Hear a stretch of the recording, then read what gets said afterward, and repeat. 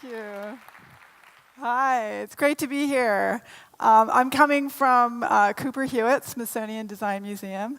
I hope you'll come visit us when you're in New York City. I've had a crazy year at the museum. I have 2 huge projects that I've been working on for years, and now they are finally done. And 2 years ago, I was at your conference in Toronto and talked about these projects in their very infant form. And so now I'm kind of sharing them complete. So if anybody was there, thank you for your feedback and good vibes at the moment. So that's Cooper-Hewitt. I'm going to talk about my book, my book called Design is Storytelling. And I thought I'd give you just a little bit of the process, like, where do books come from? They start out, like everything, as a big, empty, scary void. And little ideas start lighting up that void. And then more ideas, and more ideas. And it starts to get interesting when you start to draw connections, right? When these floating ideas start to make a network, and you start to see that the underpants and the Sphinx and the coffee cup have something to do with each other. And then suddenly, like, everything seems to be connected to everything else. And then you start to get worried. So, like, when you realize that the Bauhaus and the 3 Little Pigs have some relationship, and then it all goes back to the Kennedy assassination. Now you know the idea stage needs to end.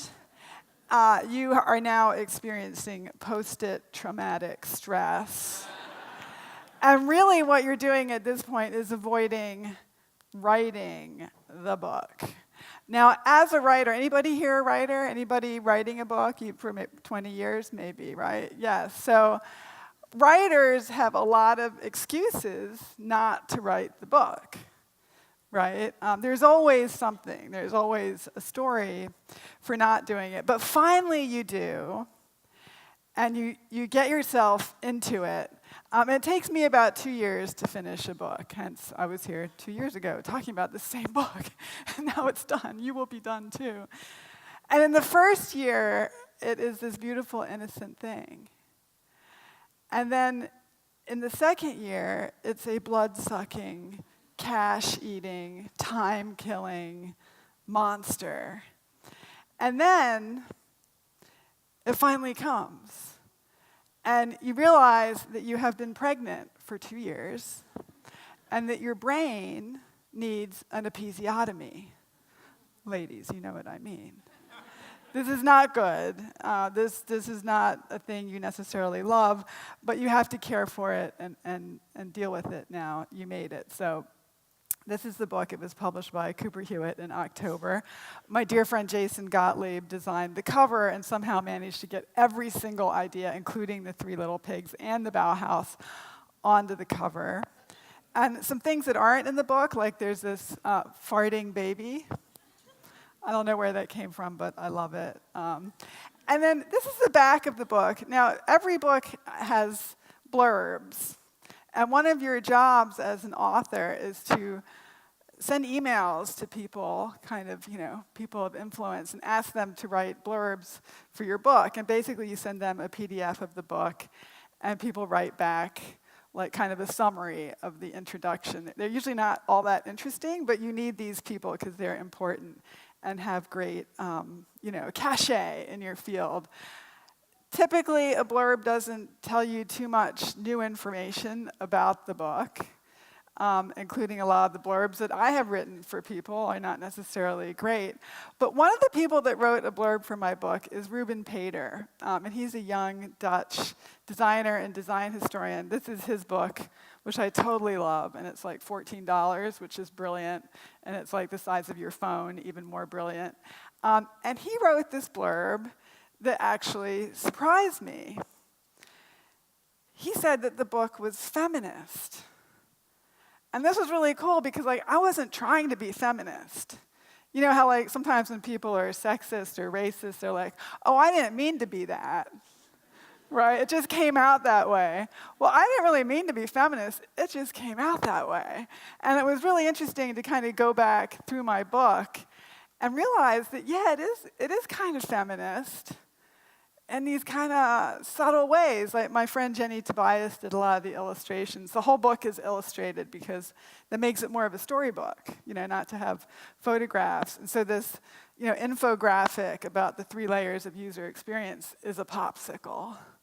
I think that's kind of feminist, right? Maslow's hierarchy of needs is an ice cream sundae with a cherry on top. Yeah, I think so. And there's just women everywhere in the book. Women, illustrators and designers and philosophers and theorists, just came out that way.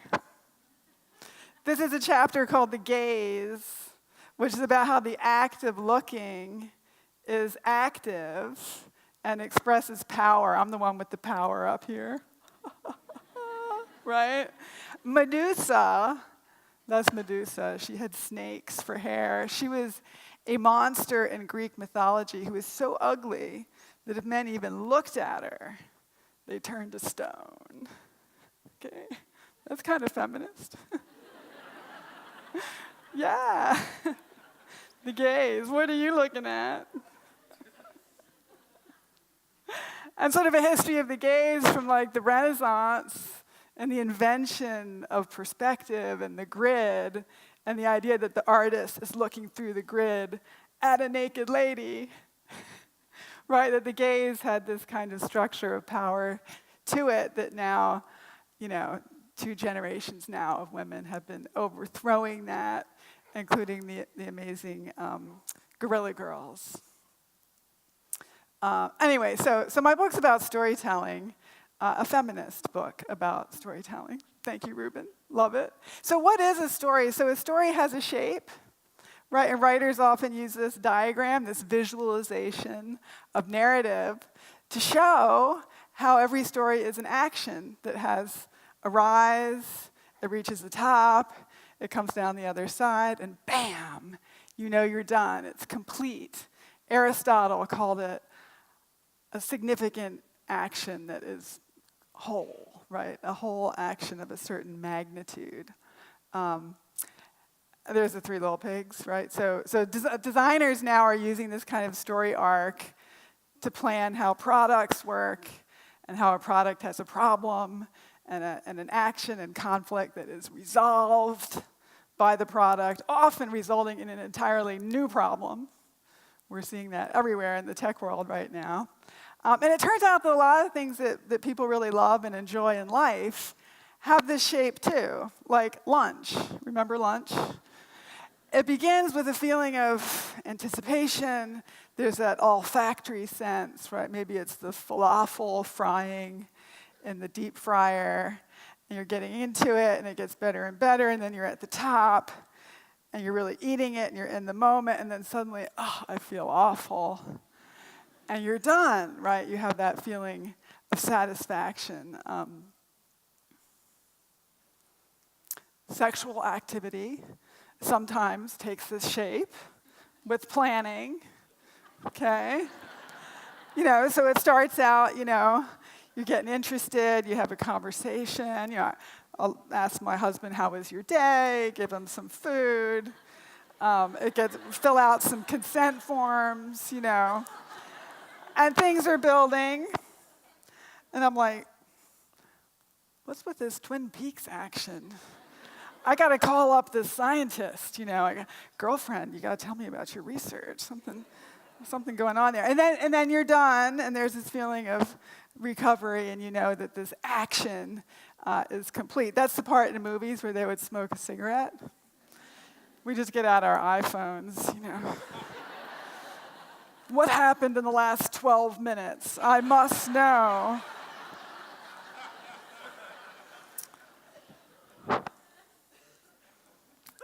My sex toy is not working. There we go. Better. And so as designers, we're often representing action, but we also create actions for the user to feel that they have created something. They have made something physical happen in the world. So consider the act of throwing away a folder on your desktop. I made a little movie of this so that you can experience the incredible animation and sound effects that go into this micro experience, this one little thing. And I'm going to show it twice, once in real time and once slowed down like the Super Bowl, so you can really experience how much goes into designing this thing that we take for granted, right? And it has animation and hierarchy and the thing being selected and framed and highlighted, and then the sound. Wait, it's good, promise. Right, all that so that you feel that you made something happen, which is all a fiction, right? All you've done is change the address on the file. There is no trash can, there is no folder, but you've done this physical thing that is very satisfying. I travel a lot, so I look at like websites and like, this is so shitty. Right, like picking this out of this list and it's all repetitive and there's no hierarchy. That is awesome, right? I am making this giant number change. So look at this, like I hate this, it's so boring. Why would I want to do this? Right, redundant, bad typography. Oh boy.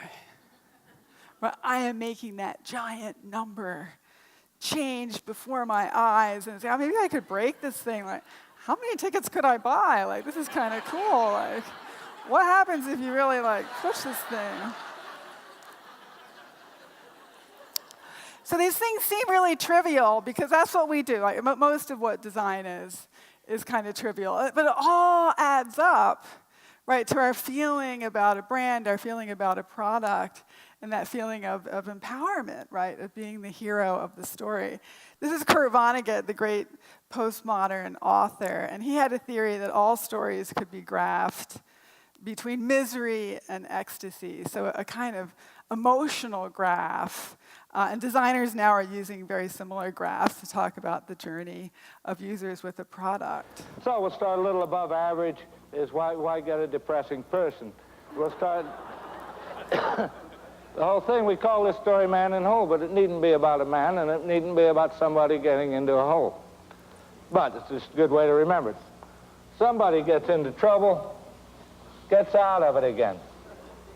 People love that story. They never get sick of it. All right, not copyrighted. Another story, also a beautiful curve and easily fed into a computer, called Boy Gets Girl, but it needn't be that. Just a way to remember it. Start on an average day, average person, not expecting anything to happen a day like any other. Find something wonderful, just loves it. Oh, God damn it.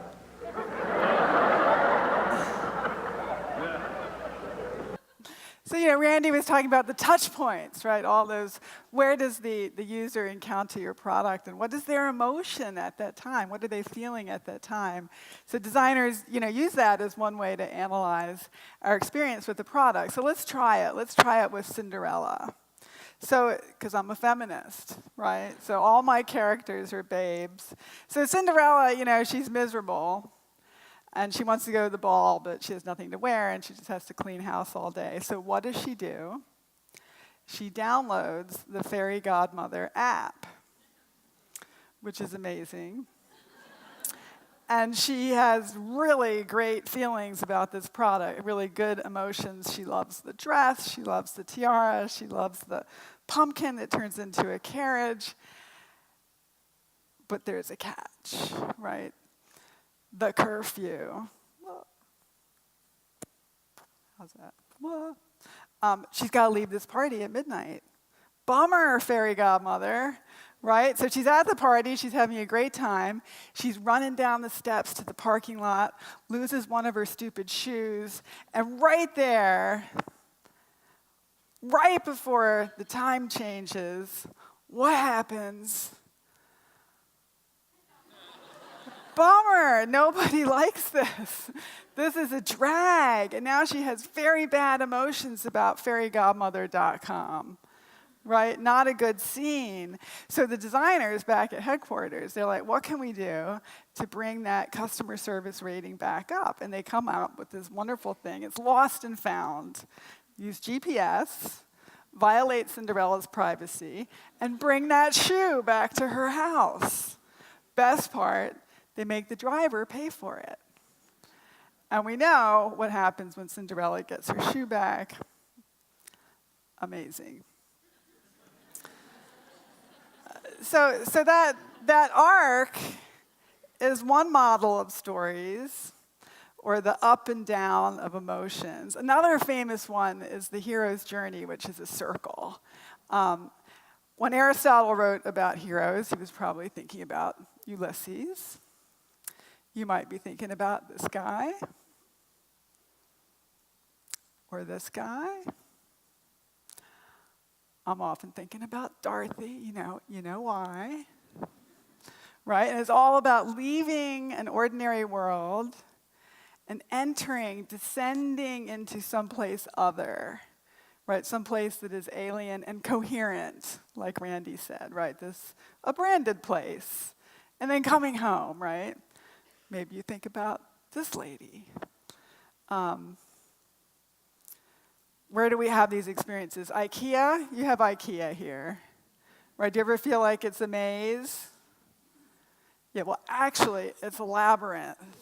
This is one of the things I learned researching the structure of stories. So a maze is a puzzle designed to make you lost. A labyrinth is a fixed path, which tells you where you have to go, and was actually invented as part of medieval, or it was used in medieval churches, where you could have this meditative experience by walking in a fixed path. And that's what IKEA is, right? Where you have to go through the bedroom to get to the kitchen, right? That doesn't happen at home. It's the other way around. And they are taking you on this path that's very controlled to expose you to the products. And it's like a parade. It's a pageant. And then you descend, down into the marketplace. And it's all very controlled, right? At the end, there's this hot dog, right? And this hot dog is so cheap, they're paying you to eat it.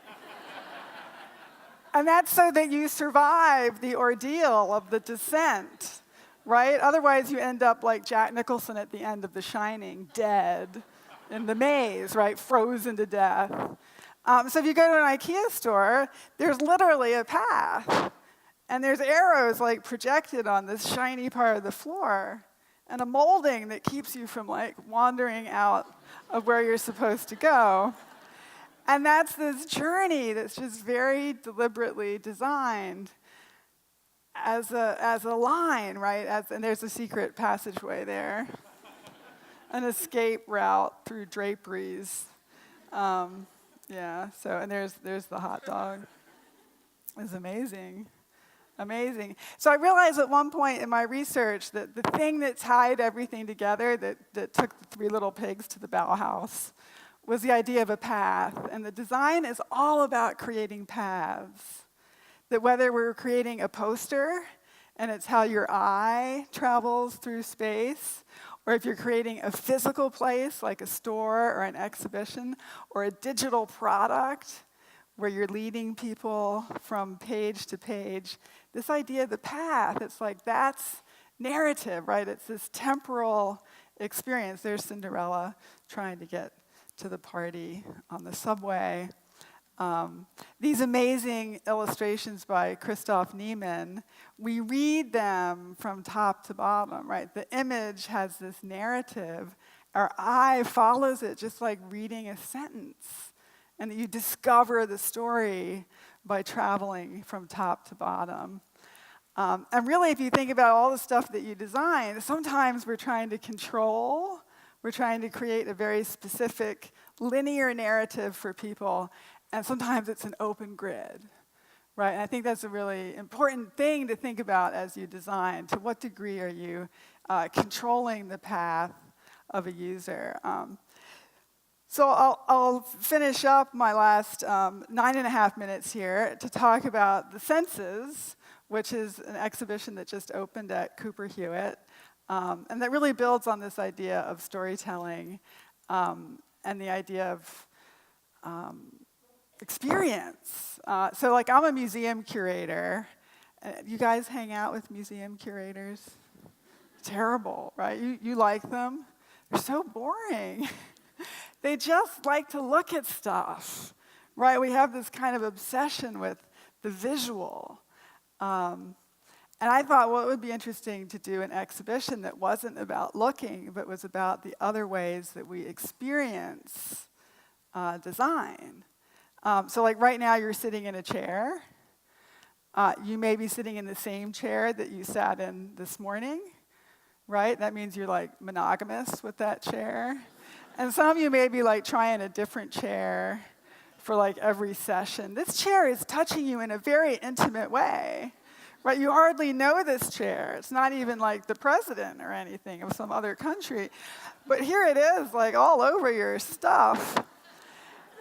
And really, the way we experience design is not just by looking, it's very physical. But museums are all about just like putting something in a box or on a platform and not letting you feel it up. So in this exhibition, we're all about touching and smelling and scratching and sniffing and having a different kind of experience of design. This is the book, because I haven't published a book in months. So we thought we'll do a book with this show. It's designed by David Genko. It's really beautiful.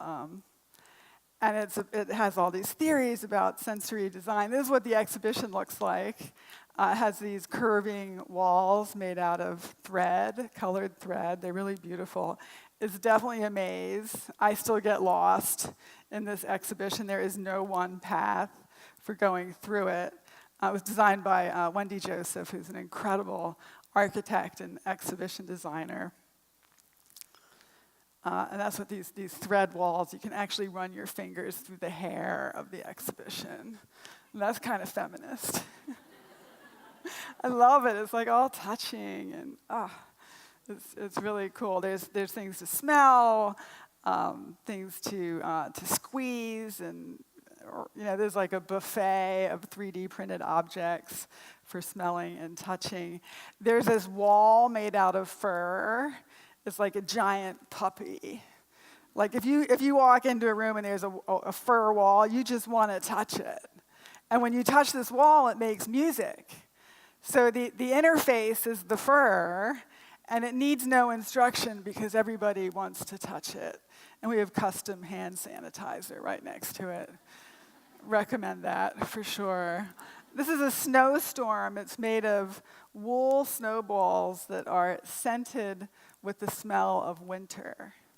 And winter smells like wool mittens and a frozen forest. Not Christmas. Just so nice, especially in June. So here's just a little experiment in listening and the visual. I'm going to play a sound for you, and I want you to let an image enter your head, right?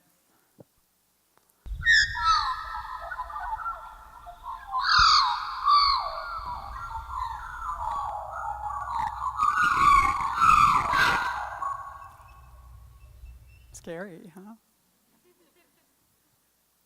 So sound, our senses actually interact in really beautiful ways.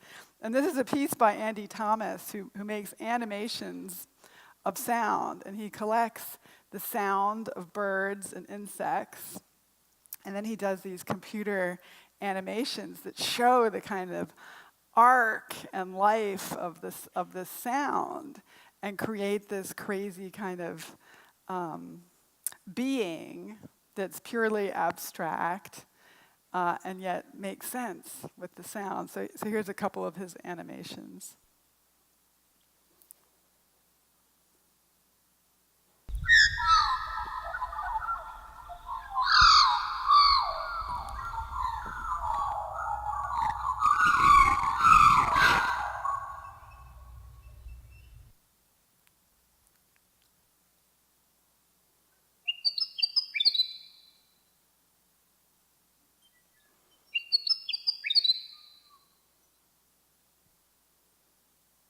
It's all about how they come and go, right? So this idea of the story, right? Every sound has this shape too, this arriving and leaving. How about taste and sound? Do you believe there might be a relationship between taste and sound? So this takes a little more trust. Okay, so as scientists and musicologists, a team of these wonderful scientists, wanted to see if there was a correlation between our basic tastes and sound. I got to meet this guy. It was so cool. And in the exhibition, you can push a button and hear these amazing sounds. And so what they did is they had professional jazz musicians create short improvs prompted by salty, sour, sweet, bitter. And then they analyzed the results to see if there was something common.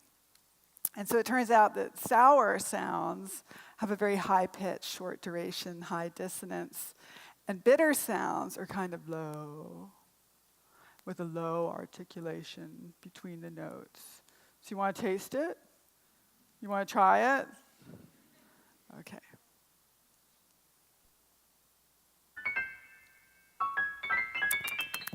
Lemons, limes, sour.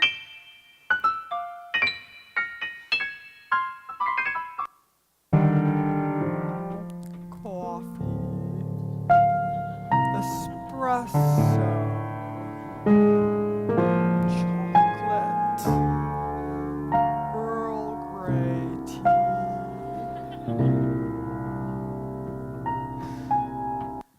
Right? It's good, right? So here's a little clip from the incredible movie about Nina Simone, the great jazz and blues singer. And in this clip, she talks about how she used her voice to create emotions in people. And the metaphors that she uses to describe the quality of her voice come from touch and from taste.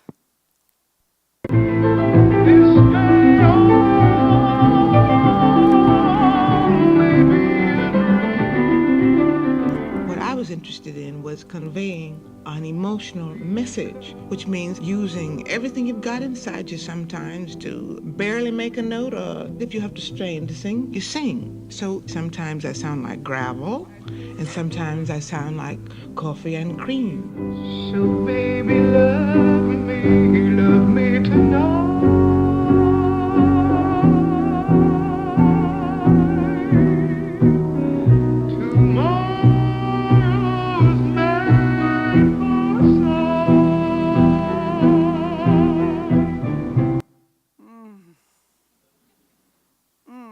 Love it.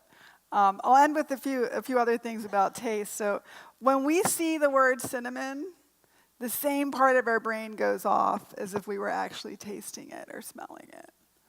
So imagine the power that gives us as graphic designers to just like put this shit in people's brains, right? Just make it happen. And if you make the color right, it's even better.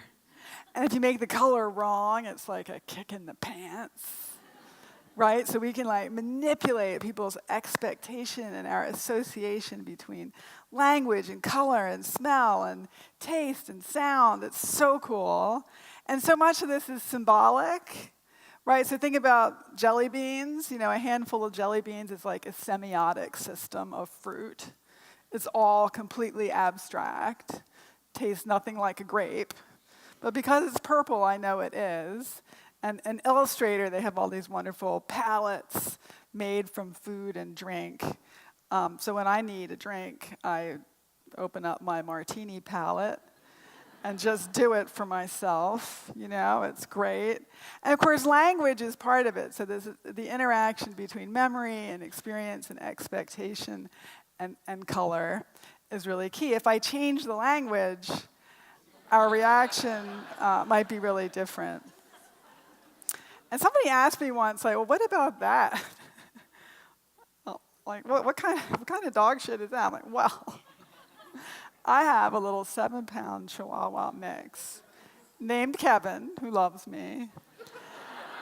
And Kevin is so amazing that he shits vanilla. He is the coolest guy. And there went my thing, yeah. So anyway, just to show you some of the things in the exhibition, this is furniture that looks like cake and candy. You know, this is like erotic spoons, right? So this woman created these spoons that stimulate the inside of your mouth, which if you think about, like, food is the ultimate multisensory experience because it's touch, it's sound, it's the slurpy, buttery feeling of something is really like it's your skin and your tongue. And so she made these spoons that are like blobs and have little ridges on them. And it's like, now you come to my exhibition, you cannot put this in your mouth. But we do have one that you can touch. And it is like some sexy shit, I'm telling you. It's feminist, totally. So I'll end with these little takeaways about sensory design and why you should do it. It feels good. It's also inclusive, and we made a big effort in our show to make the entire exhibition inclusive to people with sensory disabilities, including blindness, low vision, deafness, that really the best design appeals to people on multiple sensory channels so that we can include everyone and create a more embodied experience of what design is all about. It's not just this. It's all of it.